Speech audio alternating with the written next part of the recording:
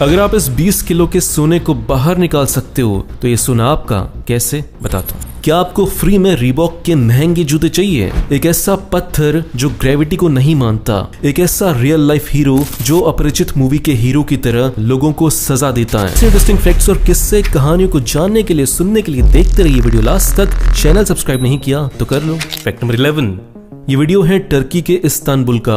वहां पे gold industry को प्रमोट करने के लिए ये चैलेंज रखा गया, ये कंपटीशन रखा गया। इसमें होता यह है कि जो भी इंसान इस गोल्ड के पीस को बाहर निकाल लेगा सक्सेसफुली, उसका ये गोल्ड हो जाएगा। दुनिया में बहुत ही कम इंसान हैं जो ये चीज कर पाए हैं, क्योंकि ये करने के लिए आपके पास दो चीजें होनी चाहिए। पहला कि आपका हाथ छोटा होना चाहिए, दूसरा आपके हाथ में दम होनी चाहिए। क्या आप इस सोने के पीस को बाहर निकाल पाओगे? कमेंट्स में बताना। फैक्ट नंबर 10, आज से 30 साल पहले 90 के दशक में जब केवल टेलीफोन हुआ करते थे, मोबाइल फोन नहीं होते थे, तब उस समय प्रॉब्लम होती थी लोगों को फोन उठाने में, कि उन्हें बहुत देर तक अगर बात करनी होती थी तो ऐसे कंधे से टेलीफोन को दबाकर रखना पड़ता था, जो कि लंबे समय तक कर पाना मुश्किल था। और इसी बात का सोल्यूशन निकाला उस समय के एक सामान ने, जिसका ये एडवर्टीजमेंट है ना इंटरेस्टिंग। ये प्रोडक्ट आपके टेलीफोन को आपके सर से ही जोड़ देता था, जिससे लंबे समय तक बात कर पाना बहुत आसान हो गया। फैक्ट नंबर 9, आपने अपने आसपास जितने भी तलाक देखे होंगे, डिवोर्स देखे होंगे, वो शादी के लगभग 2-3 साल में, 4 साल में हो जाते हैं, क्योंकि इस टाइम पे पता चल जाता है कि आपका पार्टनर कैसा है। लेकिन क्या लगता है कि सबसे लंबे समय के बाद दुनिया में तलाक कब हुआ होगा? बात है इटली के रहने वाले एक कपल की, जिसमें हस्बैंड का नाम था एंटोनियो और वाइफ का नाम था रोसा। एंटोनियो की उम्र है 98 साल और रोसा की उम्र है 96 साल। एंटोनियो को शादी के 77 साल बाद ये पता चला कि उसकी बीवी का 1940s में एक बंदे के साथ अफेयर चल रहा था। ये बात जानने के बाद एंटोनियो गई रोजा के पास और उन्हें पकड़ा दिए सीधे तलाक के कागज। आपको क्या लगता है, शादी के इतने साल के बाद क्या तलाक लेना सही था, या फिर एंटोनियो को माफ कर देना चाहिए था रोजा को? फैक्ट नंबर 8, ये वीडियो जो आप देख रहे हैं ये है स्वीडन का। वहाँ पे रीबॉक कंपनी ने एक बहुत ही इंटरेस्टिंग मार्केटिंग कैंपेन चलाया जो बहुत पॉपुलर हुआ। इस कैंपेन में हुआ ये कि उन्होंने रोड के बगल में एक बूथ लगा दिया जो ये मेजर करता है कि कितनी स्पीड से लोग भाग रहे हैं, और अगर इस बूथ के सामने आप 17 किलोमीटर प्रति घंटा से ज्यादा स्पीड से दौड़ पाओगे तो आपको मिलते हैं रीबॉक के शूज, वो भी बिल्कुल फ्री। फैक्ट नंबर 7, इंग्लैंड में एक बार बहुत ही अजीब सा कोइंसिडेंस हुआ। इंग्लैंड के एक हॉस्पिटल में एक बंदा भर्ती हुआ जिसका नाम था ग्रैंट वोल्फोर्ड, और इसमें अजीब बात ये थी कि उसके बगल में जो बंदा बैठा था उसका नाम भी ग्रैंट वोल्फोर्ड था। अब इसमें और इंटरेस्टिंग बात ये है कि पूरे के पूरे शहर में केवल ये 2 ही इंसान थे जिनका ये सेम नाम था। तो ये कितना अजीब सा इत्तेफाक है कि पूरे शहर में 2 लोग हैं जिनका सेम नाम है, और किसी का भी ये नाम नहीं है पूरे शहर में, और वो 2 लोग एक साथ भर्ती होते हैं हॉस्पिटल में। फैक्ट नंबर 6,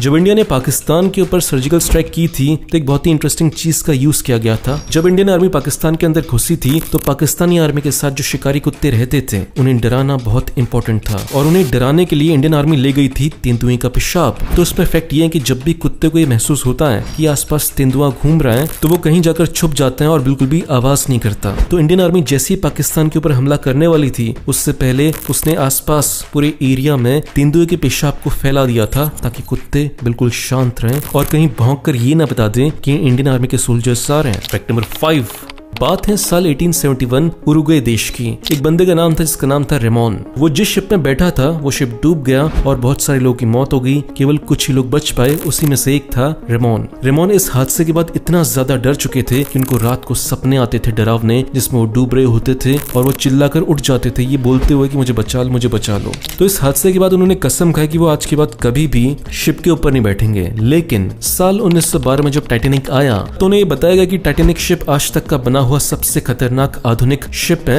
इस पे वायरलेस टेलीग्राफ नाम की टेक्नोलॉजी लगी हुई है, जिससे अगर शिप में कुछ भी खतरा होता है तो वो ये मैसेज पूरी दुनिया में बहुत जल्दी पहुंचा सकते हैं, इसलिए टाइटैनिक सेफ है। तो बहुत ज्यादा हिम्मत जुटाने के बाद वो टाइटैनिक में एक बार दोबारा बैठे, और फिर जो टाइटैनिक के साथ हुआ वो आप सब जानते हैं, और उसी हादसे में रेमोन की मौत हो गई। फैक्ट नंबर 4, जब भी आप रात को बाहर निकलते हैं तो हम कीड़ों की आवाज सुनते हैं, टैं टैं पैं पैं करते रहते हैं बहुत जोर जोर से। वो आवाजें असल में होती क्या है? 2 कारणों से वो आवाजें की जाती है। पहला कारण है कि मेल या फीमेल अपने पार्टनर को सेक्स के लिए आकर्षित कर रहा है। दूसरा कारण है कि सेक्स करते समय जो आवाज आती है वही आवाज आपको सुनाई देती है। तो दोनों के दोनों कारण ठरक से रिलेटेड है, और हमें लगता था कि केवल इंसान ही ठरकी होते हैं, यहाँ कीड़ों ने आतंक मचा रखा है। फैक्ट नंबर 3, जर्मनी देश में आज से 500-600 साल पहले बहुत ही इंटरेस्टिंग चीज होती थी कि जब भी हस्बैंड और वाइफ के बीच में लड़ाई हो जाती थी और वो कोर्ट में जाते थे तो कोर्ट उनसे बोलता था कि आप एक्चुअली में लड़ाई लड़ो, ये देखने के लिए कि कौन जीतता है। बहुत बढ़िया। और इस लड़ाई के रूल्स बहुत इंटरेस्टिंग होते थे थे। देखो जो मर्द होता है वो फिजिकली लड़कियों से ज्यादा पावरफुल होता है और इसी बात को बैलेंस करने के लिए जो मर्द होता था वो एक गड्ढे के अंदर जाता था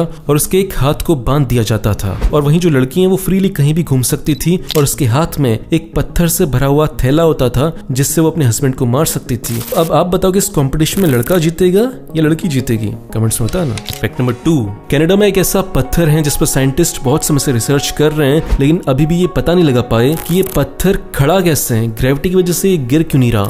ये पत्थर है कनाडा के लॉन्ग आइलैंड्स में जो कि 9 मीटर ऊंचा है और साइंटिस्ट का मानना है कि पत्थर इसी पोजीशन में हजारों सालों से रुका हुआ है। फैक्ट नंबर 1, जैसे अपरिचित मूवी में हीरो रात को अपना रूप चेंज कर विलेन को मारने के लिए आता था, वैसा ही सेम हो रहा है बांग्लादेश में। बांग्लादेश में रेप होते हैं लेकिन जो रेपिस्ट होते हैं उन्हें कोर्ट में सजा नहीं मिल पाती, और इसी बात से गुस्सा होकर एक बंदा है बांग्लादेश में जिसे बोलते हैं हरकुलिस। ये बंदा करता ये है कि जिस बंदे ने रेप किया होता है और जिसे कोर्ट सजा नहीं दे पा रही होती उसके पास जाता है और उसे मार देता है और उसके गले पर एक नोट छोड़ देता है। उस नोट पे ये लिखता है कि मैंने रेप किया था, ये इस इंसान ने कबूल किया है। अब ये करना सही है या गलत है, आपको क्या लगता है? कमेंट्स में बताना। दोस्तों वीडियो के लास्ट में मैं आपसे केवल एक बात बोलना चाहूंगा कि वीडियो अगर अच्छा लगा तो 2 काम करो। पहला तो इसे लाइक करो, दूसरा इस वीडियो को अपने दोस्तों के साथ शेयर करो ताकि उनको भी पता चल सके कि आप कितनी इंटरेस्टिंग चीजें देखते हो। बाकी ऐसा करने से जो मेरे चैनल को सपोर्ट मिलेगा उसके लिए थैंक यू। मिलते हैं अगले वीडियो में।